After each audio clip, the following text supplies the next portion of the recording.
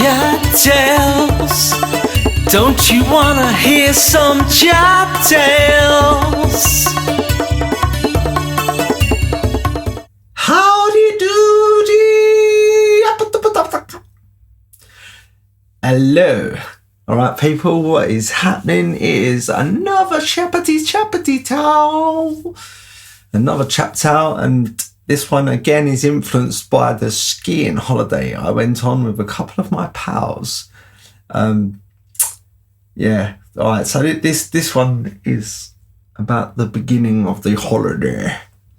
So anyway, right, me and Ty went skiing with school, been skiing outside school, do you know what I mean? Loved it and all that, and we just decided we are going skiing. So obviously in your head you're thinking, oh yeah, we'll get about 10 of us and we'll go and we'll have a right nutty time and all that. Like, but we went round to everyone, just no one could pull the money together or whatever, and funnily our pal Frank said, yeah, I'm up for it, mate. Yeah, let's do it. I'll come skiing. You two can sort of show me what to do and that. And yeah, let's have it. So we said, sweet, nice one. So we went down to the old Thompsons probably on Holloway Road, and booked a skiing trip for the three of us. And yeah, nice. So we're sort of paying it off. Everyone's paying it off. Frank's paying it off. Whatever. Got to a point where we was probably like a month from going or whatever, and everyone had paid it all off. It was all sitting there nicely ready for us. So when we first booked it, Frank did say to me, "I haven't got a passport." I said, "Well, like it's good 7-8 months away, like you'll be able to pop down to old Petit France and get yourself a passport." Yeah, and he's like, yeah, of course I will, yeah, definitely, I'll do that. So about a week to go, and it just came into my head that he'd said that to me, and I was like, Frank, did you sort out your passport? And he was like, oh no, I've forgotten to do it. Well, I was like, all right, don't worry. I said, don't worry, like you can usually do this like day thing at Petit France or whatever, and like even if we had to go down there a couple of days in the week or whatever trying to get one, we'd get one. So I was like, yeah, I'll come down here with you and all that. Like, well, anyway, on this day I call him, whatever, and then he tells me that he doesn't have a British passport, he's got a Nigerian passport, and basically for him to go anywhere he needs a visa. And I was like, Frank, what are you talking about, man? Why didn't we try and get the visa like 7-8 months ago when we booked this holiday? What are you gonna do? Like, you've paid for it, it's all ready to rock and roll, mate. And he was like, well, we're going in 3 days or whatever. There's no way. I'll probably struggle to go and get a Petit France airport or whatever if I was a British citizen, you know what I mean, let alone a Nigerian citizen. I ain't gonna be able to do none of that. And I was just like, I can't believe it, Frank. I just can't believe you ain't told us earlier. And then I was like, all right. So I was thinking to myself, how can we sort of get Frank like some of his money back or whatever? So we contacted the holiday company. They was like, nah, it's too late to cancel a spot now and all that. Like, yeah, everything's booked, the plane's booked, it's all booked, you are going. But he ain't going because he ain't got a passport. So basically we just started to ask people if they would pay Franklin the money for the holiday and then change the name into their name, and they come instead of Frank. But everyone that we asked was like, oh, I can't afford it, mate. Can't afford it, this, that, can't afford it. Anyway, it got to like the day, 2 days or whatever before we was leaving. And I said, Frank, like, it ain't happening, mate. Like, no one's got the money this short notice or whatever. So Franklin like said, all right, sweet. He took it on the chin, you know what I mean? He said, look, it's my fault, do you know what I mean? I should have sorted it out. He said, phone round a couple of people and tell them that if they want to go, they don't need to pay me for the holiday. They can have the holiday for free. All they've got to pay for is to do the name change. So we was like, you sure? And he's like, well, it's either that or you two go with a spare seat on the plane. I was like, all right. So we asked a couple of people and they still couldn't get the time off work or whatever, but it was a bit too last minute, whatever. So we was like, right, this is nuts. We can't even give away a holiday, you know what I mean?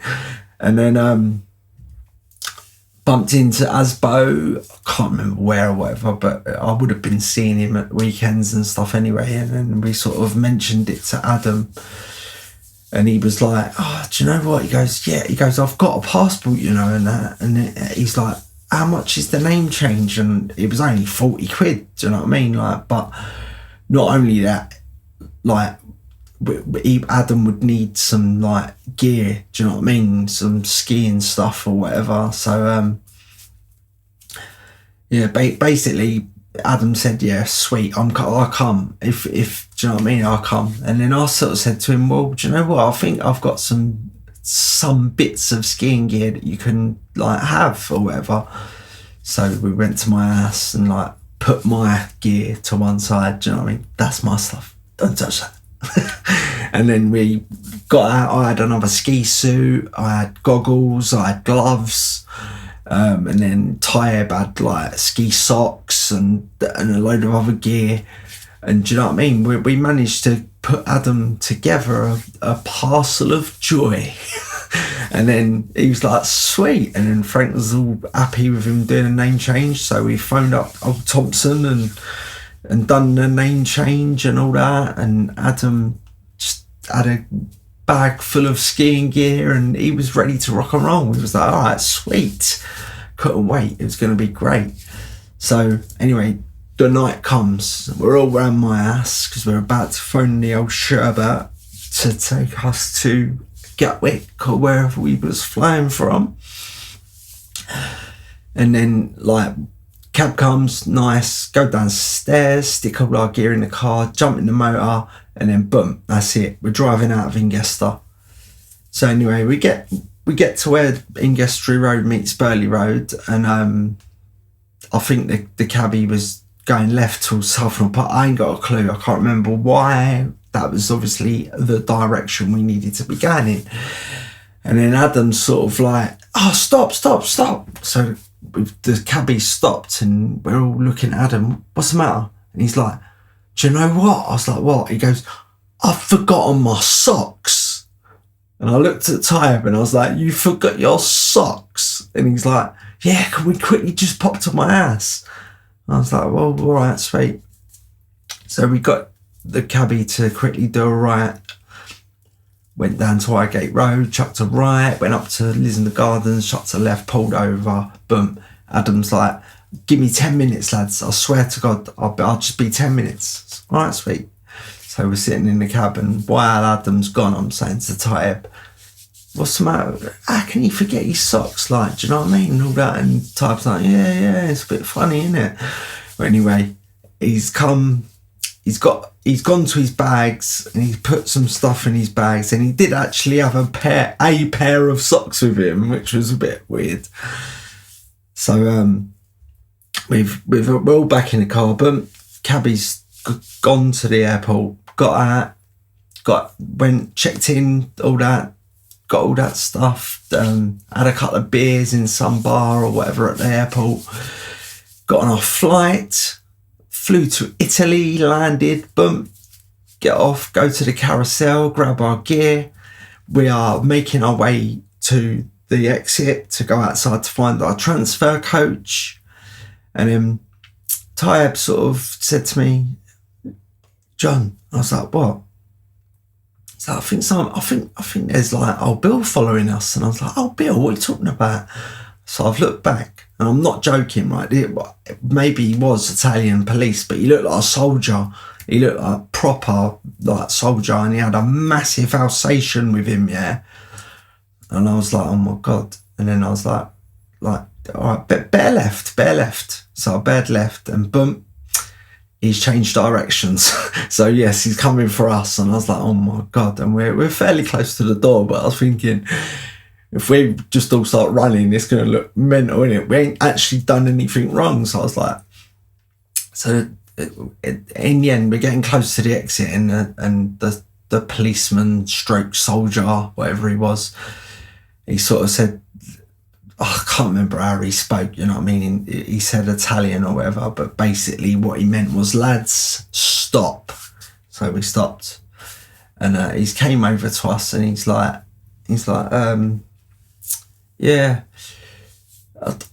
Well, basically we're standing there, and the dog's, you can see the dog like on alert, and he's like, you can tell he's having a sniff or whatever, and then boom, he's gone over to Adam's bag and whatever, and then this guy's gone to Adam, you follow me, let's go.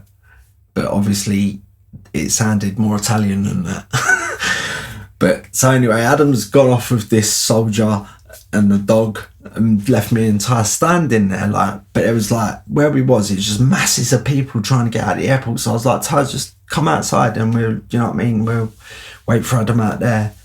And we're like shouting out, like, as Adam's walking off, Dad, we'll wait outside for you, mate. All right, nice one, sweet. So anyway, we've gone outside, turned right, and then we've gone over to this area where we weren't in the way of anyone or whatever. So we're standing there with our bags, like. So anyway, a good 20-25 minutes has passed, and there's no sign of Adam. So we're looking at each other, and like, we know that the transfer coach has probably left already without us.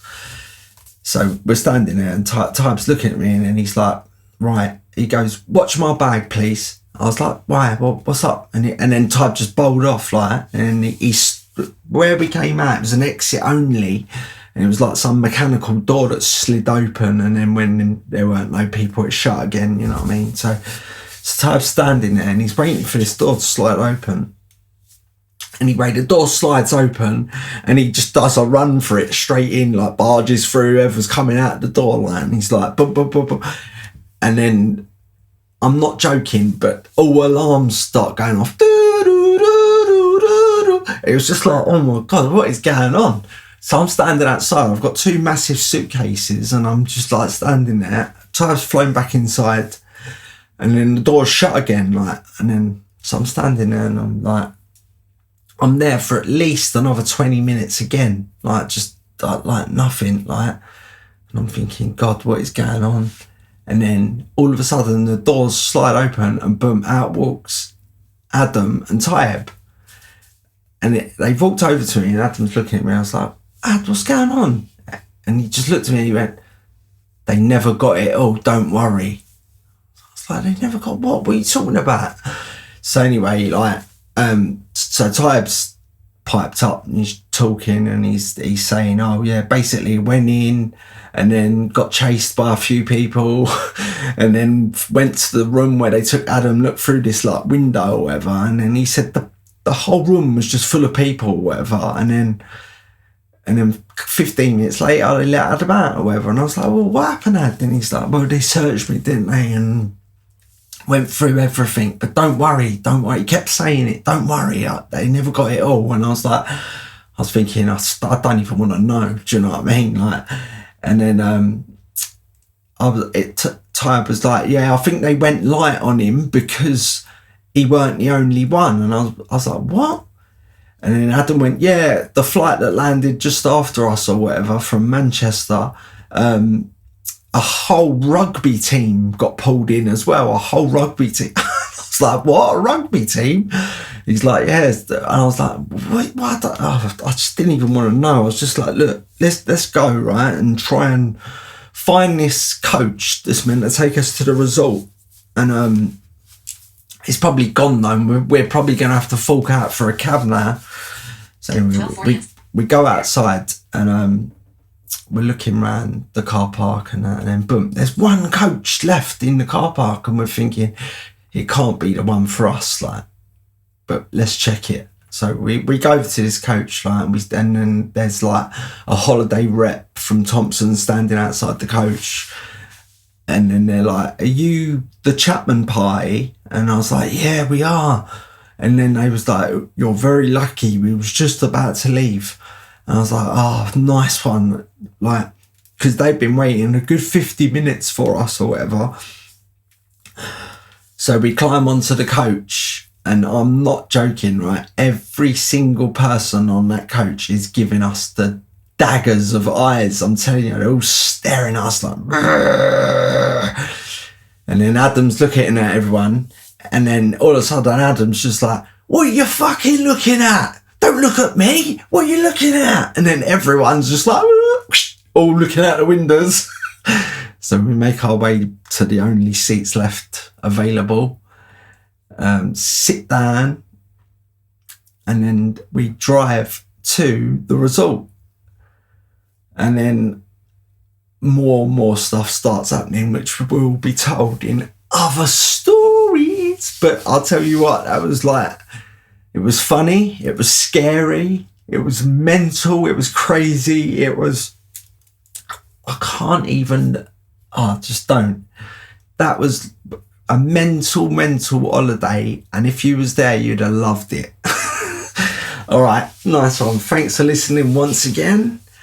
Please subscribe, like, smash bells, comment, and all of that great stuff, because yeah, and check out all the other CHAP tales, man. There's like over 100 now, and they're good stuff. Nice one. Speak soon, yeah.